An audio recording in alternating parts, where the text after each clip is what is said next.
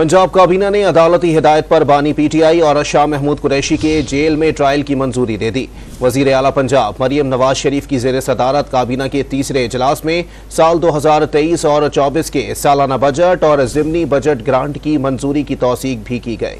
मज़ीद तफसीलात जानते हैं डॉन न्यूज़ के नुमाइंदे अदनान शेख से। जी अदनान, पंजाब काबीना ने मज़ीद किन उमूर की मंजूरी दी है, आगाह कीजिएगा। जी बिल्कुल, वज़ीर आला पंजाब मरियम नवाज की ज़ेर सदारत काबीना का तीसरा इजलास हुआ। इस इजलास में साल 2023-24 के सालाना बजट और ज़िमनी बजट ग्रांट की मंजूरी की तौसीक की गई है, जबकि इजलास में पाकिस्तान का पहला IT जो सिटी है उसे बनाने के हवाले से भी बातचीत की गई है। जबकि वज़ीर आला पंजाब ने एक साल में IT सिटी के दोनों टावर जो है मुकम्मल करने की भी मंजूरी दी है और गूगल माइक्रोसॉफ्ट जैसे टेक जायंट्स को IT सिटी में जो है वो भी लाने का फैसला किया गया है।